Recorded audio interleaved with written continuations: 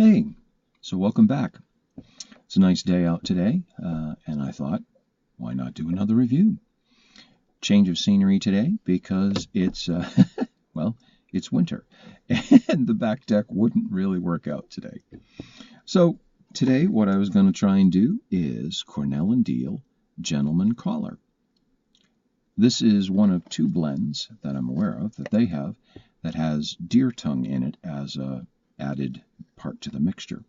This one is done with a little bit less of it, from what I understand. The other one they have is Bing's Choice, I think it is, or Bing's Favorite. And that one has a stronger amount of deer tongue in it, so I figured I'd try the easier one and give it a try. Never had anything with deer tongue in it, so this was my first chance to try it. Let me read you the tin description and tell you what they say about it. Gentleman Collar.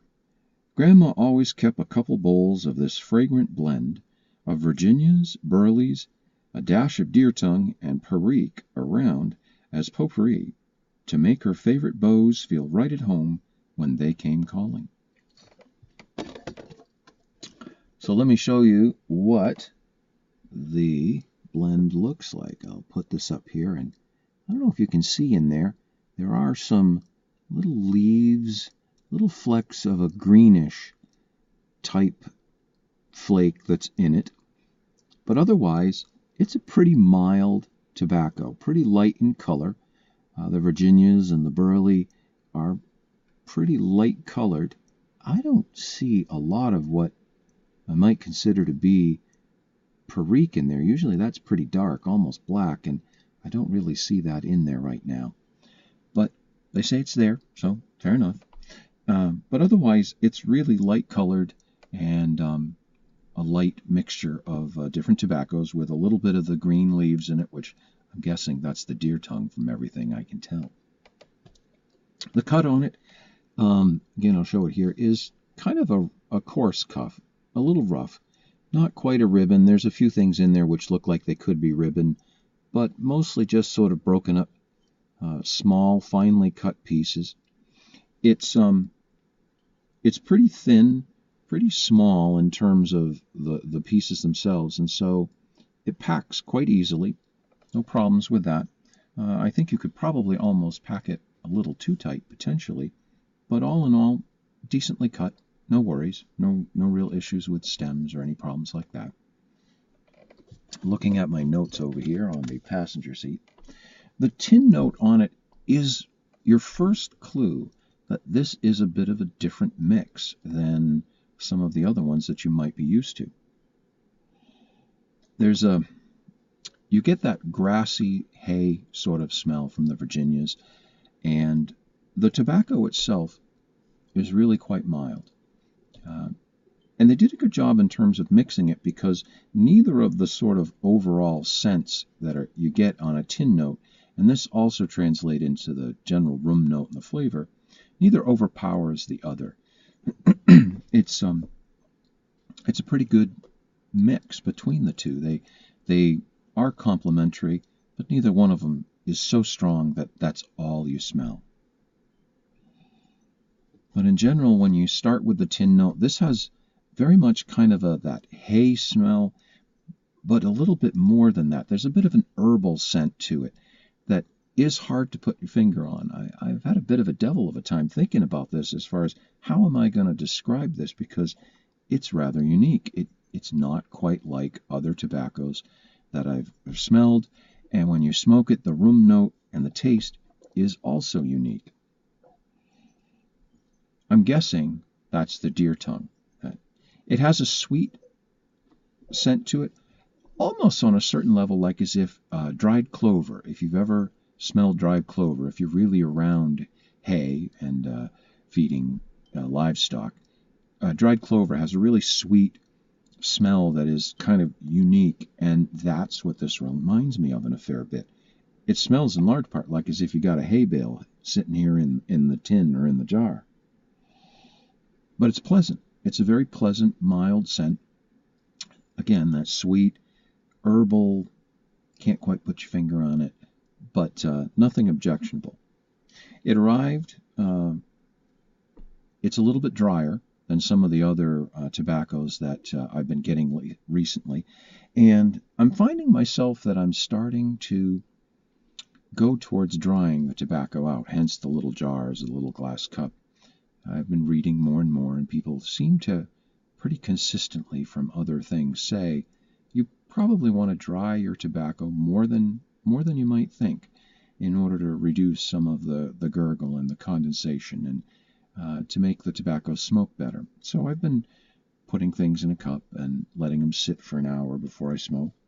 And I gotta say, I think it's working. I'm getting in that direction.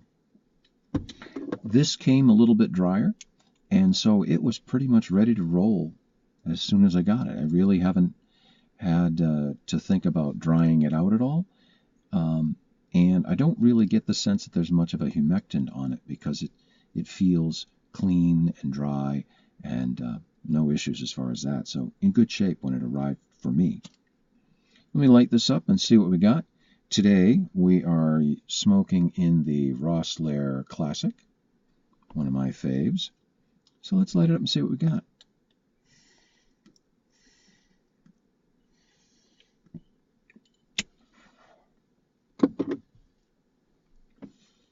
Occupational hazard of smoking in a vehicle, huh?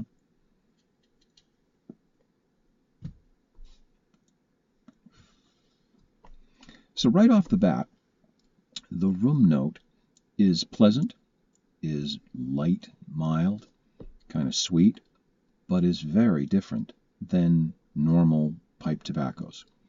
And I think that's some of where the mystique about that it's going to ghost your pipe or it's going to ghost, the vehicle if you smoke in your vehicle, that you're going to have this really different scent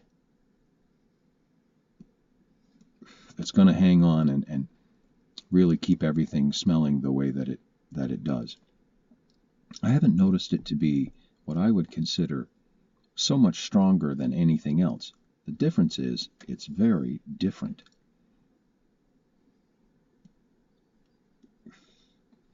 Has a bit of a, both taste-wise and room note, kind of that grassy herbal scent comes through. There's also like a black licorice, a little bit of a vanilla kind of scent and taste to it that is unique. Some of it, I'm going to tell you, I'm not sure that I can particularly articulate what this exactly smells like. It's really different. And I'm guessing that has to be the deer tongue, since everybody talks about that being something maybe you either kind of like or you don't. I got to say, it's not unpleasant. I like it, but I don't think this will become my favorite tobacco.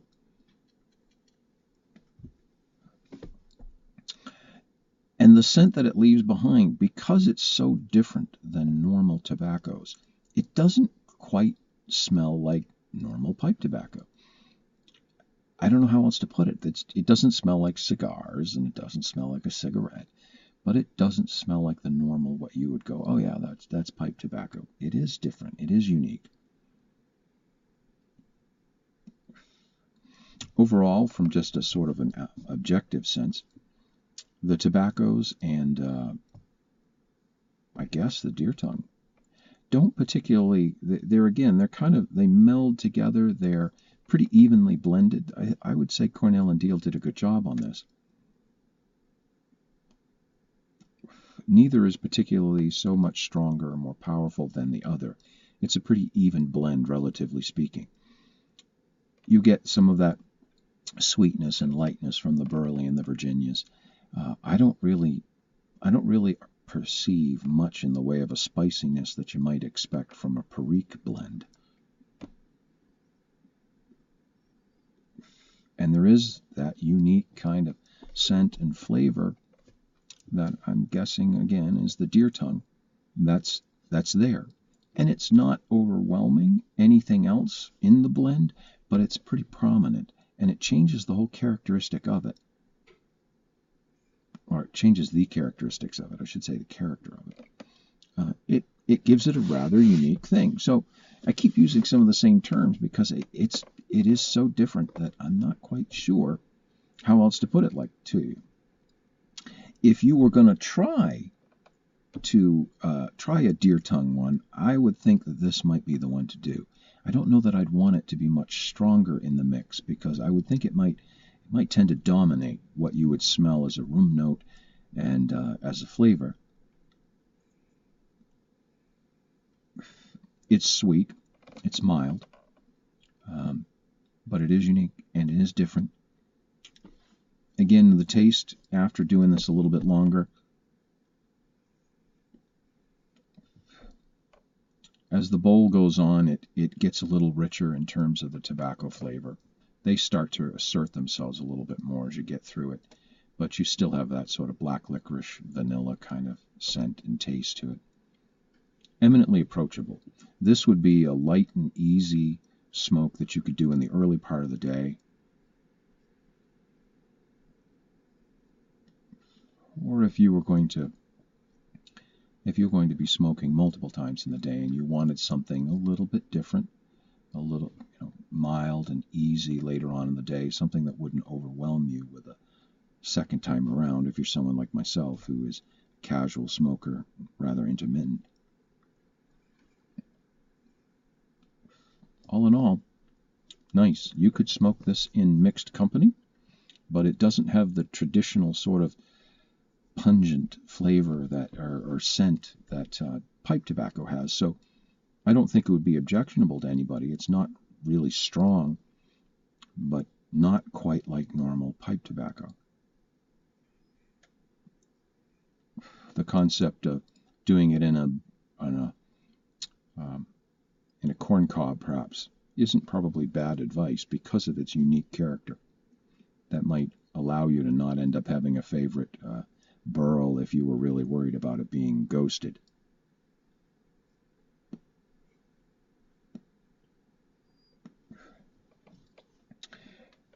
Overall, the strength in and of itself, as you can imagine from what I've been saying, it's a mild blend of tobacco with a gentle amount of the deer tongue on it.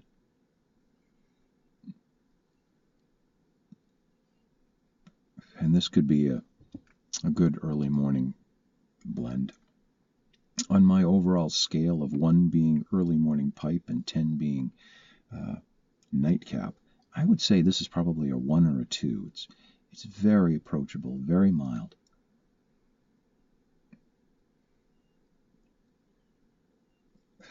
I've come to enjoy this as a unique, different experience from some of the other tobaccos that I use. I appreciate it for what it is on that. Like I said earlier, I don't know that this is going to become my favorite blend, because it really is different. But if you wanted to try deer tongue, I would say this is a good one to give a shot to, to try it out for the first time, because it is approachable, it is easy.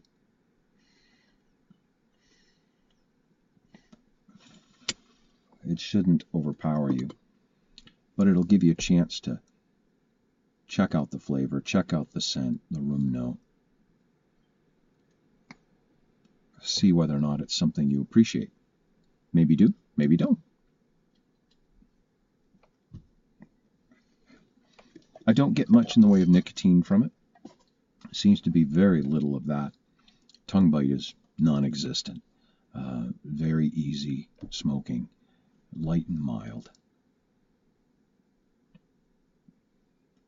So overall, I would say I would recommend it if it was something you wanted to try a deer tongue blend.